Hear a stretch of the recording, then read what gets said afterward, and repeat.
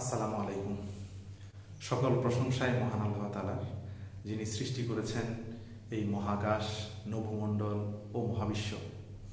তিনি সৃষ্টি করেছেন সমস্ত প্রাণী, জিন ও ইনসান শুধুমাত্র তারই ইবাদত করার জন্যে এবং দুনিয়াবি পরীক্ষা করার জন্যে। মহান আল্লাহ তাআলার এই সৃষ্টি নিয়ে কিছুটা সময় মগ্ন হওয়া আমাদের জীবনকে আমূল পরিবর্তন করে দিতে পারে। তাই আসুন এই নীতিবাক্যটি অনুসরণ করি। Come to the nature and think to study.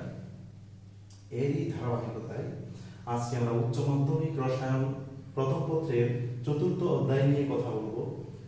৪র্থ অধ্যায়ের নাম হলো রাসায়নিক পরিবর্তন। এর একটি গুরুত্বপূর্ণ টপিকস হলো রাসায়নিক গতিবিদ্যা।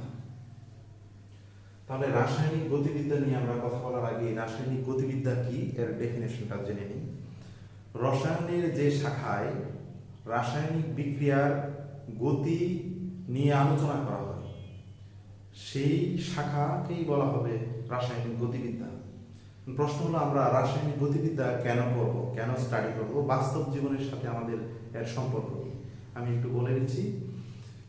রাসায়নিক গতিবিদ্যা আমাদের বাস্তব জীবনের সাথে ওতপ্রোতভাবে জড়িত। যেমন সমস্ত প্রাণী বেঁচে থাকার জন্য খাদ্যের প্রয়োজন হয়। খাদ্য খাওয়া থেকে সেই খাদ্য মলে পরিণত হওয়া পর্যন্তই রাসায়নিক বিক্রিয়া হয়, আর প্রত্যেক বিক্রিয়ারই একটি গতি থাকে। তাহলে রাসায়নিক গতিবিদ্যা সমস্ত প্রাণীর বায়োলজিক্যাল ফাংশনের সাথে জড়িত।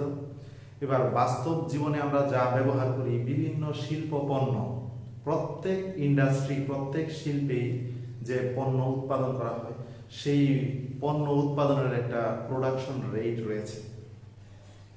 আমরা যদি সার শিল্পে ভ্রমণ করি তাহলে ওখানে জিজ্ঞেস করলে জানতে পারবো সেই সার শিল্পের প্রোডাকশন রেট কত, পার ডেতে তারা কত মেট্রিক টন সার উৎপাদন করতে পারে। তাহলে প্রত্যেক ফ্যাক্টরির বা প্রত্যেক ইন্ডাস্ট্রির যে প্রোডাক্ট, তার প্রোডাকশন রেট জানার আমাদের প্রয়োজন।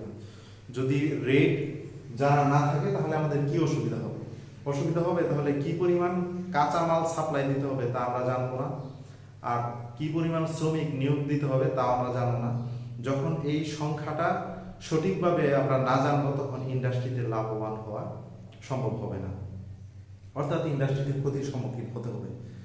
এবং যারা ইঞ্জিনিয়ারিং স্টাডিতে নিয়োজিত আছে তাদের জন্য এর প্রয়োগ ব্যাপক আকারে রয়েছে।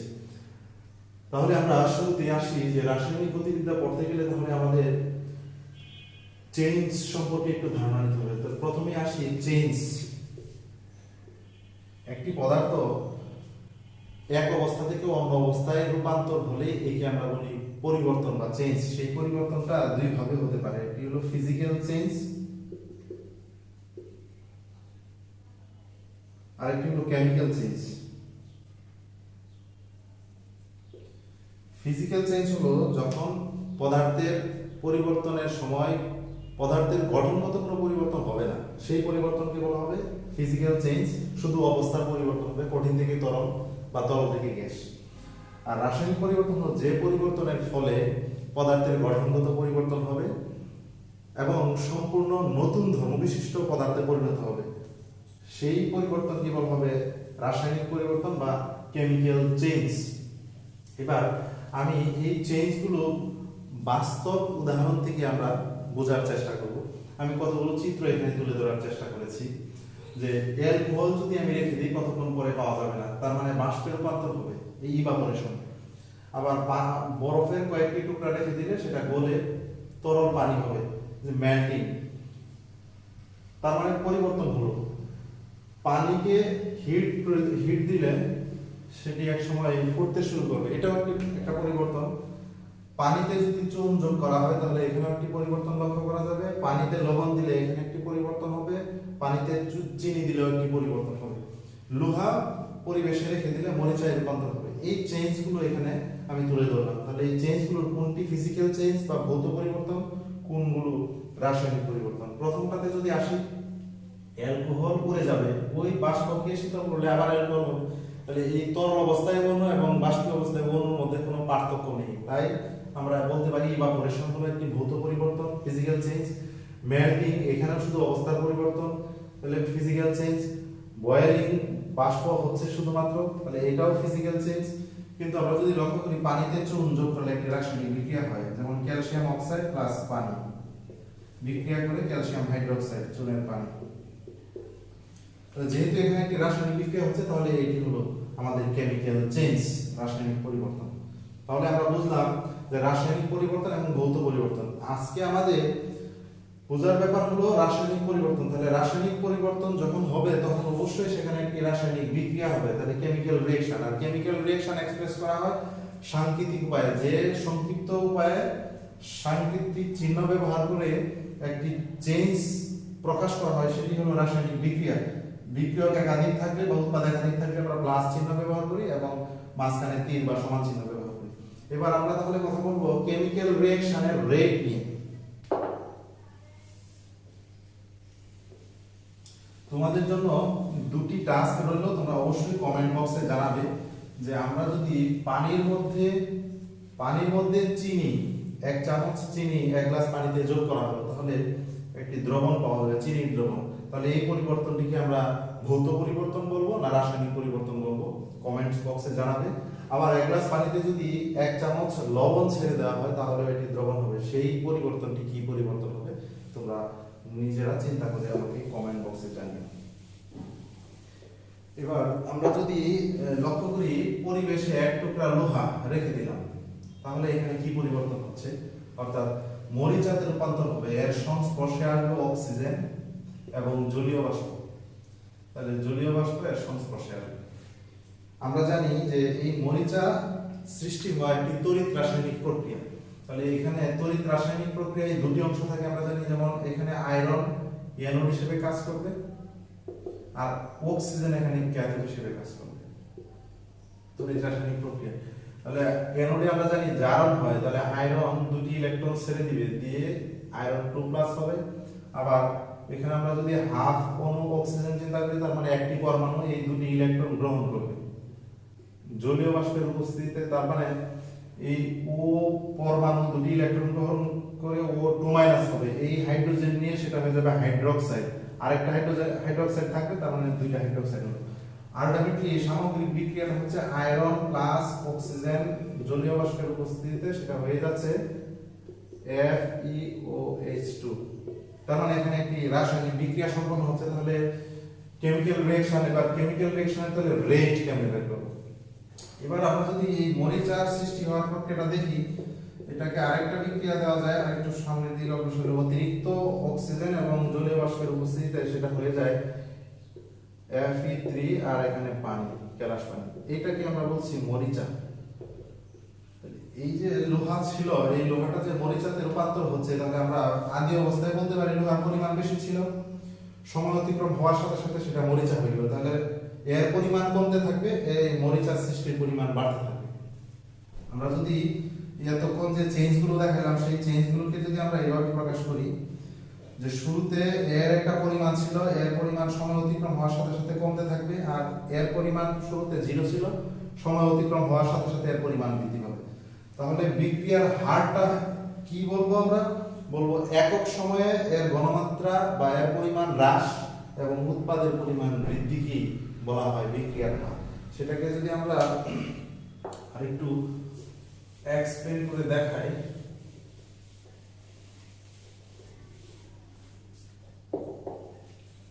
ধরে নিচ্ছি যে এখানে অ্যাসিড HCl অ্যাসিড এবং এখানে সোডিয়াম হাইড্রোক্সাইড, এর ঘনমাত্রা 0.5 মোলার, এর ঘনমাত্রা 0.5 মোলার। আমরা যদি একটা বিক্রিয়ার সাহায্যে এক্সপ্রেস করি, তাহলে এটাকে P মনে করলাম। এবার এর একটা ঘনমাত্রা থাকবে, শুরুতে যখন মিশ্রিত করব না এর একটা ঘনমাত্রা আছে, যখন মিশ্রিত করব বিক্রিয়া হবে তাহলে এর ঘনমাত্রা হ্রাস পেতে থাকবে। ধরুন এই 0.5 মোলার, তাহলে এর তখন 0, তাহলে এই ঘনমাত্রাটা আমি ধরে নিলাম C1 বা উৎপাদের ক্ষেত্রে C1 0। এটা আমি লক্ষ্য করলাম T1 টাইম, সেটা হলো 10টার সময় আমি মনে করলাম যে পর্যবেক্ষণে আনলাম। এবার কতক্ষণ পর, অর্থাৎ 30 মিনিট পর যদি আমি লক্ষ্য করি, তাহলে T2 হবে 10:30, তখন এটার ঘনমাত্রা কমে পয়েন্ট ধরে নিই 3 মোলার হয়ে গেল। তাহলে এই C2 হয়ে যাবে 0.2 মোলার। এবার আমি যদি এখানে কোশ্চেন করি তাহলে ঘনমাত্রার পরিবর্তন কতটুকু হলো, তাহলে আমরা করব C1 - C2 that is 0.5 - 0.3 molar equal to হলো 0.2 মোলার। আবার সময়ের পরিবর্তন কতটুকু হলো, T2 - T1 ইকুয়াল টু হবে 30 মিনিট। এবার যদি আমি বলি যে ডেল টি এই 30 মিনিট সময়ে এতটুকু ঘনমাত্রা হ্রাস পেয়েছে, তাহলে ডেল টি সময়ে ঘনমাত্রার পরিবর্তন ডেল সি, তাহলে একক সময়ে ঘনমাত্রার পরিবর্তন কতটুকু, নিশ্চয়ই del c divided by del t. তাহলে এই একক সময়ে ঘনমাত্রার পরিবর্তনকেই আমরা বলি বিক্রিয়ার হার বা রেট অফ কেমিক্যাল রিঅ্যাকশন। এবার এই ঘনমাত্রার পরিবর্তনটা দুই ভাবে হয়, বিক্রিয়কের ঘনমাত্রা হ্রাস পায়, হ্রাস বোঝাতে আমরা মাইনাস চিহ্ন ব্যবহার করি, আর উৎপাদের ঘনমাত্রা ধীরে ধীরে বৃদ্ধি পায়, তাহলে প্লাস চিহ্ন ব্যবহার করি। তাহলে আমরা বলতে পারবো বিক্রিয়ার হার থেকে আমরা এটাই ধারণা পাবো একটি বিক্রিয়া কত দ্রুত সংঘটিত হয় অথবা কত ধীরে সংঘটিত হয়, বা একটা বিক্রিয়া শেষ হতে কত সময় লাগবে সেটা আমরা বুঝতে পারবো। এখন তাহলে আলটিমেটলি আমরা বলতে পারবো যে কোন রাসায়নিক বিক্রিয়ায় একক সময়ে বিক্রিয়ক হ্রাসের হার বা উৎপাদ বৃদ্ধির হারকে বিক্রিয়ার হার বলে। এবার শুরুতে এই ঘনমাত্রা নিয়ে তাহলে আমি একটা হার পাবো, এখানে যদি আমরা এই মান বসিয়ে দিই, ডেল সির মান কত পাওয়া গেল, ডেল সির মান এটা, ডেল সি হলো 0.2 molar divided by del t মানে হলো 30 মিনিট, যদি আমরা এটা সেকেন্ডে নিয়ে নিতে পারি 30 মিনিট, এটাকে ভাগ করলে একটা মান পাওয়া যাবে, ধরে নিচ্ছি সেই মানটা হলো 2.0 * 10⁻³ মোলার পার সেকেন্ডে এটা আসলো, ধরে নিচ্ছি। এবার তাহলে আমরা বিক্রিয়ার হার পেয়ে গেলাম। আমি 0.5 মোলার ঘনমাত্রা নিয়ে স্টার্ট করে এই বিক্রিয়ার হার পাবো। এখন যদি আমি বলি যে ঘনমাত্রা যদি আমি বাড়িয়ে নিই তখন হার এটা পাওয়া যাবে না, সাধারণত বেড়ে যাবে। এটা যদি আমি একটা লেখচিত্রের মাধ্যমে দেখাই, ঘনমাত্রা বনাম সময় লেখচিত্র অঙ্কন করি, তাহলে শুরুর দিকে আর ঘনমাত্রা বেশি ছিল, সময় অতিক্রম হবে, ঘনমাত্রা কমবে, কমতে কমতে এই যে কমবে। এবার এটা বোঝাচ্ছে যখন ঘনমাত্রা বেশি ছিল তখন যে হ্রাসের হার, আর যখন ঘনমাত্রা কমে গেল তখন হ্রাসের হার সমান না।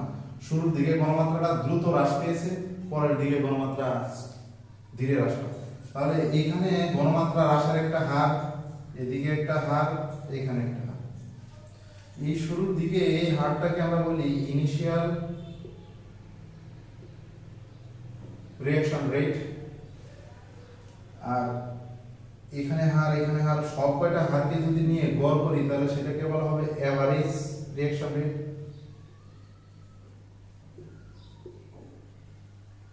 আমি যদি এখানে একটা স্পর্শক আঁকাই তাহলে এই স্পর্শকের ঢাল নির্ণয় করা যাবে। এই ঢালটা কি বোঝাচ্ছে, তাহলে ঢাল হলো tan θ, তাহলে এখানে এই বিন্দু আর এই বিন্দু ধরে নিলে C1, এটা হলো C2, এখানে আমরা বলতে পারি যে ঢাল সমান সমান dy divided by dx। dy বলতে এখানে C1 - C2 তার মানে ডেল টি, আর এটা যদি লম্ব হয় তাহলে এদিকে এটা হলো ভূমি, তাহলে এই বিন্দু আর এই বিন্দু মানে হলো T1 বাই T2, পার্থক্য হলো ডেল টি। তাহলে ঘনমাত্রা বনাম সময় লেখচিত্র অঙ্কন করলে যে ঢাল পাওয়া যায় সেই ঢাল কি নির্দেশ করছে, বিক্রিয়ার হার। ঘনমাত্রা বনাম সময় লেখচিত্র অঙ্কন করলে তাহলে বিক্রিয়ার হার পাওয়া যায়, যে ঢাল পাওয়া যায় সেটি হার। এটা এমসিকিউ এর জন্য আমাদের লাগতে পারে। এবার এটা যদি এই চেঞ্জটা যদি del c by del t হয়, তাহলে আমি যদি এখান থেকে ক্ষুদ্রাতি ক্ষুদ্র চেঞ্জ চিন্তা করি, ক্ষুদ্রাতি ক্ষুদ্র, তখন সেই চেঞ্জটাকে আমি বলতে পারি স্মল চেঞ্জ। এই স্মল চেঞ্জটাকে আমি লিখতে পারি dc ডিভাইডেড বাই dt, এটাকে আমরা বলি ইনস্ট্যান্টেনিয়াস রেট।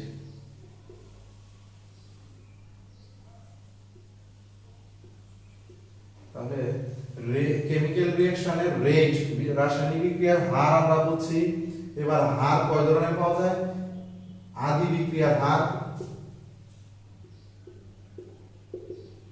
ইনস্ট্যান্টেনিয়াস রেট মানে তাৎক্ষণিক বিক্রিয়ার হার, আবার এখানে যে হার এখানে হার সব জায়গায় হার সমান না, সবগুলোর গড় নির্ণয় করলে সেটাকে বলা হবে গড় বিক্রিয়া হার। গড় বিক্রিয়া হার। আমরা তাহলে তিন ধরনের বিক্রিয়ার হার দেখলাম এবং এখান থেকে এটাই বোঝাচ্ছে যে শুরুর দিকে যে ঘনমাত্রার পরিবর্তনের হার শেষের দিকে হার একরকম না। তাহলে ঘনমাত্রা বেশি থাকলে বিক্রিয়ার হার বেশি, ঘনমাত্রা শেষের দিকে বিক্রিয়ার হার কমে যায় কারণ ঘনমাত্রা কম, এই জন্য বিক্রিয়ার হার কম। এখান থেকে তাহলে আমরা এবার সামারি করলে বলতে পারি বিক্রিয়ার শুরুর দিকে হার এবং শেষের দিকে হার যেহেতু এক না, তাহলে এখান থেকে আমরা কি বলতে পারি যে বিক্রিয়ার হার ঘনমাত্রার উপর নির্ভরশীল এবং ঘনমাত্রা বৃদ্ধি করলে বিক্রিয়ার হার বাড়ে। দেখা যায় একটা নির্দিষ্ট পাওয়ারের সমানুপাতিক, এটাকে আমরা বলি রেট ল। তাহলে হার সূত্র কাকে বলে? কোন বিক্রিয়ার হার বিক্রিয়কের ঘনমাত্রার সমানুপাতিক, একেই বিক্রিয়ার হার সূত্র বলা হয়। কোন বিক্রিয়ার হার বিক্রিয়কের ঘনমাত্রার সমানুপাতিক, একেই হার সূত্র বলা হয়। এবার এই লেখচিত্রটাকে যদি আমরা দুইটার জন্যই দেখাই, বিক্রিয়কের জন্য আমরা দেখলাম যে ঘনমাত্রা হ্রাস পায়, অনুরূপভাবে উৎপাদের জন্য চিন্তা করলে ঘনমাত্রা বৃদ্ধি। তাহলে ঘনমাত্রা বনাম সময় লেখচিত্র অঙ্কন করলে এই লেখচিত্র পাওয়া যাবে। এটা হলো বিক্রিয়ক এর জন্য, উৎপাদের জন্য। অনুরূপভাবে আমি যদি চিন্তা করি হার বনাম ঘনমাত্রা, হার বনাম ঘনমাত্রা, যদি ঘনমাত্রা কম থাকে তখন হার কম, যদি ঘনমাত্রা বেশি থাকে তাহলে হার বেশি। তাহলে আমরা এরকম একটা লেখচিত্র, হার বনাম ঘনমাত্রা লেখচিত্র অঙ্কন করলে এরকম পাওয়া যাচ্ছে, আবার ঘনমাত্রা বনাম সময় লেখচিত্র অঙ্কন করলে এরকম বা এরকম। এখানে যদি আমরা স্পর্শক অঙ্কন করি তাহলে এখান থেকে ডাল নির্ণয় করতে পারি। এখানে ডাল নির্ণয় করেছিলাম del c divided by del t, এটাকে বিক্রিয়ার হার নির্দেশ করেছিল। ঠিক এখানেও আমরা যদি স্পর্শকে এখানে ঢাল নির্ণয় করি তাহলে ঢাল এখানে কি নির্দেশ করবে? এই ঢাল নির্দেশ করবে হার ধ্রুবক। এই সমীকরণ থেকে আমরা একটু বোঝানোর চেষ্টা করবো এটা। এখানে হারকে আমরা ক্ষুদ্রাতি ক্ষুদ্র চেঞ্জ উৎপাদের সাপেক্ষে dx বাই dt লিখতে পারি। একটু আগে আমরা দেখছিলাম যে হারকে আমরা del c by del t যখন প্রকাশ করলাম এটা ক্ষুদ্রাতি ক্ষুদ্র dc ডিভাইডেড বাই dt লেখা যায়, এটা ক্ষুদ্রাতি ক্ষুদ্র চেঞ্জ। তাহলে আমরা উৎপাদের সাপেক্ষে, এটা বিক্রিয়কের সাপেক্ষে, এটা উৎপাদের সাপেক্ষে, সমানুপাতিক তুলে দিয়ে একটি সমানুপাতিক ধ্রুবক, তাহলে এটা আমরা লিখতে পারি। হার, বিক্রিয়ার হার এবং ঘনমাত্রার মধ্যে সম্পর্ক প্রকাশ করার জন্য যে সমীকরণ ব্যবহার করা হয় সেই সমীকরণকে বলা হয় হার সমীকরণ। তাহলে এটা হলো আমাদের হার সমীকরণ। এই হার সমীকরণের মধ্যে এই n এর মান যদি আমি শূন্য বসাই তাহলে আমরা পাবো dx divided by dt equal to k, আর যদি এখানে 1 বসাই তাহলে পাবো kc। তাহলে এই সমীকরণটাকে আমরা y equal to mx মূল বিন্দুগামী সরলরেখার সমীকরণ চিন্তা করতে পারি। তাহলে y হলো এখানে এই হার আর x হলো এখানে ঘনমাত্রা। তাহলে হার বনাম ঘনমাত্রা যখন লেখচিত্র অঙ্কন করব তখন যে ঢাল পাওয়া যাবে সেই ঢালটা হলো ওই বিক্রিয়ার হার ধ্রুবক, সমানুপাতিক ধ্রুবক, এটা হলো হার ধ্রুবক। তাহলে এখানে এমসিকিউ আমাদের আসতে পারে যে ঘনমাত্রা বনাম সময় লেখচিত্র অঙ্কন করলে যে ঢাল পাওয়া যায় তা কি নির্দেশ করে? বিক্রিয়ার হার নির্দেশ করে। আবার হার বনাম ঘনমাত্রা লেখচিত্র অঙ্কন করলে যে ঢাল পাওয়া যায় সেই ঢাল কি নির্দেশ করে? বিক্রিয়ার হার ধ্রুবক নির্দেশ করে।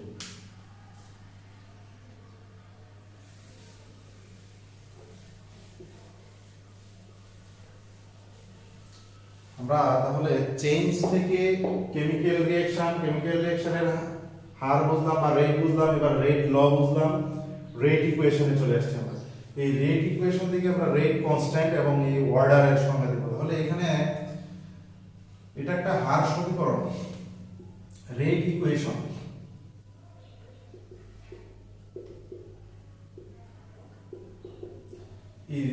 এখান থেকে আমরা বলতে পারি তাহলে কোন বিক্রিয়ার হার সমীকরণে ব্যবহৃত সমানুপাতিক ধ্রুবককেই হার ধ্রুবক বলে। কোন বিক্রিয়ার হার সমীকরণে ব্যবহৃত সমানুপাতিক ধ্রুবককেই হার ধ্রুবক বলে। এই হার ধ্রুবকটাকে আমরা কিভাবে ডিফাইন করতে পারি? ডিফাইন করতে গেলে আমরা একক হিসেবে ধরে নিই ঘনমাত্রা, এখানে 1 মোলার ধরে নিলাম। তো 1 মোলার ঘনমাত্রা ধরে নিলে আমরা dx dt এটা k, 1 এর পাওয়ার যাই দেওয়া হোক সেটা 1 হয়ে যাবে। তাহলে আমরা বলতে পারি মোলার ঘনমাত্রা বিশিষ্ট বিক্রিয়ার হার, এটা হলো হার, হারের তাৎক্ষণিক সংখ্যা মানকে হার ধ্রুবক বলে। তার মানে একটা বিক্রিয়া যদি চলতে থাকে, সেই বিক্রিয়ায় যদি এর ঘনমাত্রাটা স্থির থাকে, স্থির মানের ঘনমাত্রা থাকলে হারটাও স্থির থাকবে, সেই স্থির মানের যে সংখ্যা মান সেটাই হলো হার ধ্রুবক, সেই হার ধ্রুবকটা স্থির থাকবে। তাহলে কোনো একটা বিক্রিয়ার হার ধ্রুবক স্থির, ঘনমাত্রা বাড়াইলে হার বাড়বে কিন্তু হার ধ্রুবক স্থির থাকবে। এবার তাহলে ঘনমাত্রা যদি স্থির থাকে তাহলে হার স্থির থাকবে, সেই মানটাকে আমরা বলছি হার ধ্রুবক। তাহলে ডিফাইন করতে পারি মোলার ঘনমাত্রা বিশিষ্ট কোন বিক্রিয়ার হারের তাৎক্ষণিক সংখ্যা মানকে হার ধ্রুবক বলে। এবার তাহলে অর্ডার কি, বিক্রিয়ার ক্রম, এই বিক্রিয়ার ক্রম হলো এখানে n। তাহলে আমরা এই হার সমীকরণে যে টার্মগুলো পেয়েছি সেগুলো হলো, এটা হলো রেট, এটা হলো রেট কনস্ট্যান্ট হার ধ্রুবক, এটা হলো কনসেন্ট্রেশন অফ রিঅ্যাক্ট্যান্ট বিক্রিয়কের ঘনমাত্রা, এটা আমরা জানি ঘনমাত্রা সমান n ভাগ v, প্রতি লিটারে দ্রবীভূত দ্রব্যের মোল সংখ্যাকে ওই বিক্রিয়কের ঘনমাত্রা বলে। n হলো অর্ডার বা বিক্রিয়ার ক্রম, সেটা কি? তাহলে এটার ডেফিনিশন আমরা দিতে পারি এইভাবে, কোন বিক্রিয়ার হার সমীকরণে হারকে প্রকাশ করার জন্য বিক্রিয়কের ঘনমাত্রাকে যে ঘাতে উন্নীত করলে হার প্রকাশিত হয় তাকে ওই বিক্রিয়ার ক্রম বলে। আর এটা একটা পরীক্ষাবদ্ধ রাশি, পরীক্ষা ছাড়া সেটা বোঝা যায় না যে বিক্রিয়ার ক্রম কত। এবার ক্রম বোঝানোর জন্য আমরা একটু রেট অফ রিঅ্যাকশন বা ইকুয়েশন এখান থেকে আমরা ক্রম বোঝাচ্ছি। যদি n এর মান 0 হয় তাহলে বোঝাবে শূন্য ক্রমের বিক্রিয়া। তাহলে এই রিঅ্যাকশনটাকে আমরা লিখতে পারি dx dt k। যদি n এর মান 1 হয় তাহলে আমরা লিখতে পারি dx dt kc। যদি n এর মান 2 হয় তাহলে আমরা লিখতে পারি dx dt ks²। এই সমীকরণকে যদি আমরা সমাধান করি তাহলে পাবো k x t। একে সমাধান করলে আমরা k পাবো 1/a ln initial concentration divided by ct, t সময়ের কনসেন্ট্রেশন। এই সমীকরণকে সমাধান করলে আমরা পাবো 1/t x divided by a into a minus x। আর কি তাহলে a divided by a minus x, এইখানে a দিয়ে বোঝানো হলো কোন একটা বিক্রিয়কের আদি ঘনমাত্রা a, আর এখান থেকে ভেঙে গেছে t সময় পরে x, তাহলে এই x টা হলো বিয়োজন বা কতটুকু ভেঙে গেল, বিয়োজিত হলো। এবার তাহলে বলছিলাম যে রেট ইকুয়েশন, তাহলে আমরা এখানে রেট ইকুয়েশনের দুটি ফর্ম পাচ্ছি।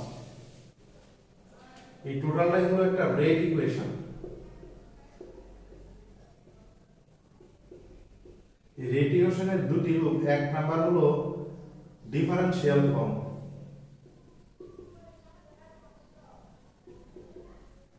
ডিফারেনশিয়াল ফর্ম, আরেকটি হলো ইন্টিগ্রাল ফর্ম।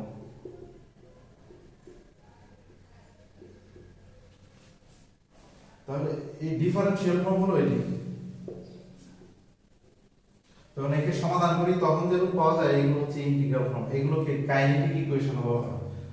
তাহলে রেট ইকুয়েশন দুই ধরনের, ডিফারেনশিয়াল ফর্ম, ইন্টিগ্রাল ফর্ম। এই হলো ডিফারেনশিয়াল ফর্ম, এই হলো ইন্টিগ্রাল ফর্ম। এবার ক্রম বুঝবো আমরা, এই n এর মান বাড়ার সাথে সাথে এটা কি তাৎপর্য বহন করে, ক্রম এর তাৎপর্য কি? ক্রমের তাৎপর্য হলো আমরা বাস্তবে দেখি কিছু বিক্রিয়া খুব ধীরে ধীরে সংঘটিত হয়, আবার কিছু বিক্রিয়া খুব দ্রুত সংঘটিত হয়ে যায়।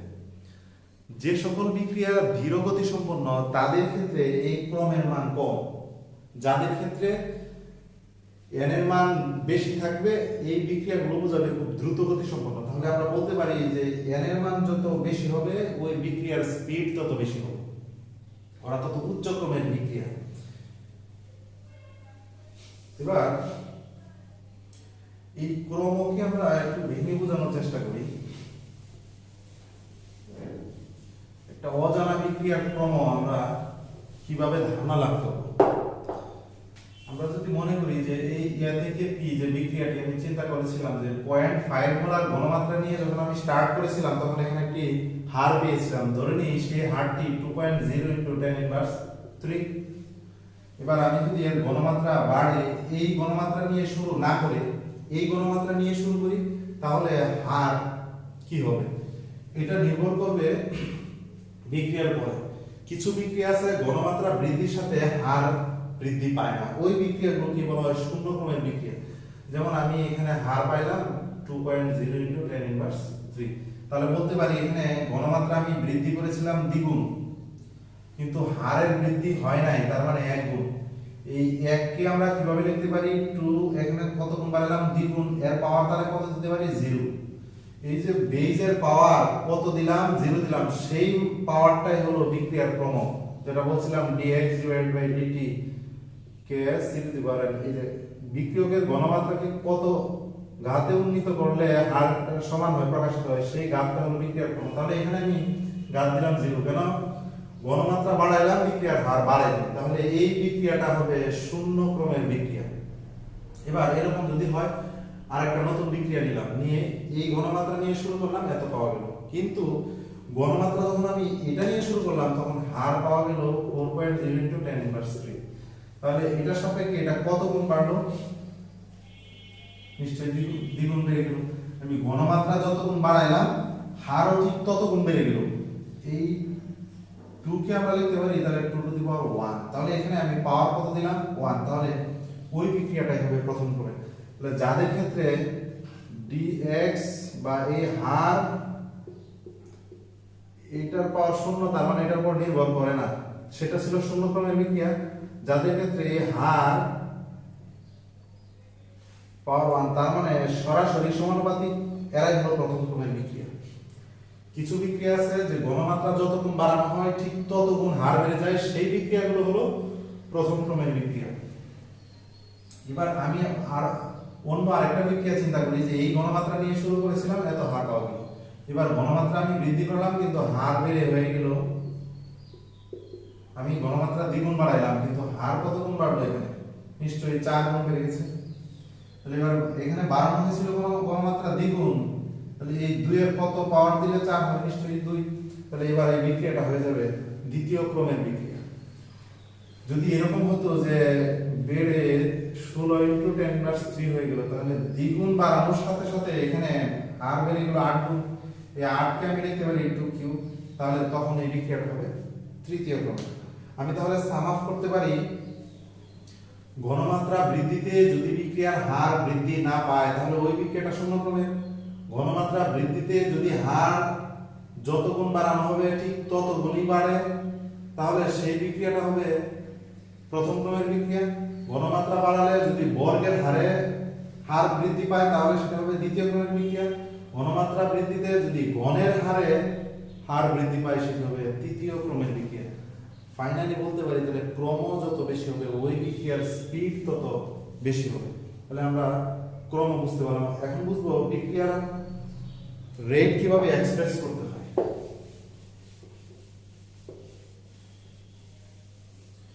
আমরা মনে করি যে এই সরল একটি বিক্রিয়া, এই বিক্রিয়ার জন্য তাহলে এর ঘনমাত্রার পরিবর্তন হ্রাস ডিভাইড বাই, তাহলে আমরা হার সূত্রাংশ সরল জানি যে বিক্রিয়কের ঘনমাত্রা সমানুপাতিক, তাহলে বিক্রিয়কের ঘনমাত্রা a দিলাম, তাহলে a এর সাপেক্ষে তাহলে এটাকে বলতে পারি a ভাঙার হার এটা। এবার উৎপাদের সাপেক্ষে যদি আমি প্রকাশ করি হার সমীকরণ, তাহলে বলবো উৎপাদ বৃদ্ধির হার, বৃদ্ধি বলতে প্লাস বোঝানো হয়, কে বিক্রিয়কের ঘনমাত্রা সমানুপাতিক, এটা যদি 1 নং হয় এটা 2 নং, তাহলে এটা হলো পি উৎপাদের হার। এই ক্ষেত্রে যেহেতু স্টয়কিওমেট্রি 1:1 স্টয়কিওমেট্রি,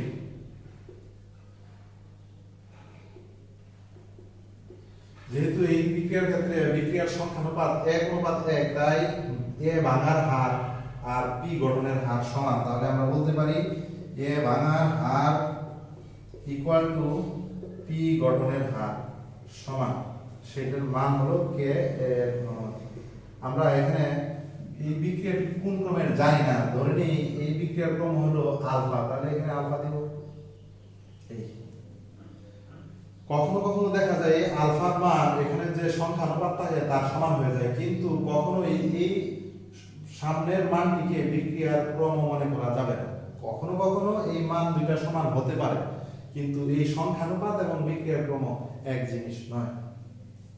এবার যদি বিক্রিয়াটা হয় এরকম যে এর দুই অণু এক অণুতে পরিণত হচ্ছে, সেই ক্ষেত্রে এই বিক্রিয়ার হার কিভাবে আমরা এক্সপ্রেস করব? তখন হয়ে যাবে এখানে এই সংখ্যানুপাতটা ভগ্নাংশ হিসেবে আসবে, আর এখানে যেহেতু 1 তাহলে 1/1, তার মানে এটাকে আমরা এইভাবে লিখব।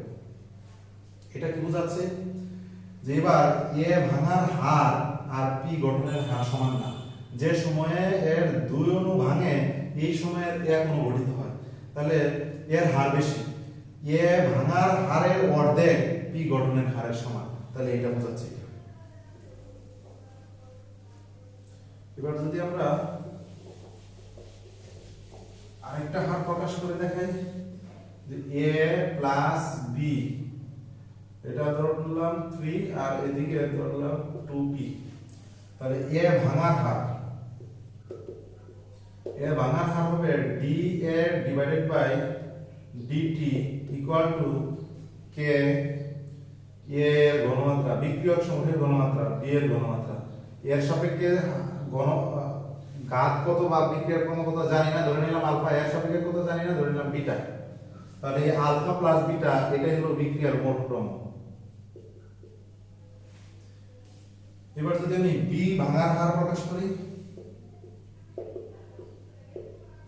এক নং বি ভাঙার হার হবে dB divided by dt minus, যেহেতু এটা স্টয়কিওমেট্রি 3 তাহলে 1/3 ইকুয়াল টু k এর ঘনমাত্রা আলফা, b এর ঘনমাত্রা বিটা। আমি যদি আরো শুদ্ধ করে এক্সপ্রেস করি তাহলে এটা k a, এটা k b, এভাবে k b ইউজ করতে পারি। তাহলে হার ধ্রুবক k a k b ইত্যাদি প্রকাশ করা যায়। এবার যদি আমি p উৎপাদনের হার প্রকাশ করি তাহলে আমরা লিখব dp ডিভাইডেড বাই dt, এখানে যেহেতু 2 তাহলে হবে এটা। এটা কি বোঝাচ্ছে? বোঝাচ্ছে যে সময়ে এটার 1 মোল ভাঙে এই সময়টার 2 মোল গঠিত হয়ে যায়, তাহলে এটার গঠনের স্পিড বেশি, তাহলে এর গঠনের হারের অর্ধেক এ ভাঙার হারের সমান। অনুরূপভাবে যে সময়টার 1 অণু ভাঙে এই সময়টার 3 অণু ভেঙে যায়, তাহলে এটার স্পিড বেশি, এটার 1/3 এর স্পিড এটার সমান।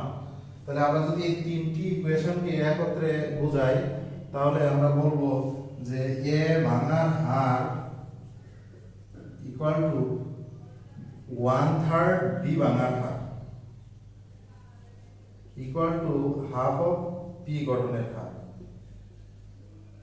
তা বোঝাচ্ছে যে বি ভাঙার 1/3 সমান হলো এ ভাঙার হার, আবার এ ভাঙার হারের হার পি গঠনের হারের অর্ধেকের সমান। সেই মানগুলো সব ক্ষেত্রেই এটা এখানে আলফা প্লাস বিটা হলো বিক্রিয়ার মোট ক্রম। এভাবে তাহলে আমরা যে কোনো বিক্রিয়ার হার এক্সপ্রেস করতে পারি। এবার এখান থেকে আমরা অঙ্ক করতে পারবো। আমরা আগামী ক্লাসে এই বিক্রিয়ার লেখচিত্র থেকে কিভাবে ম্যাথ সলভ করতে হয় এটা আমরা দেখাবো। যেমন এ ভাঙার হার দেওয়া আছে, তাহলে পি গঠনের হার বের করো বা বি ভাঙার হার নির্ণয় করো বলা থাকতে পারে। আজকে এই পর্যন্তই। সবাইকে ধন্যবাদ জানিয়ে আমি শেষ করছি।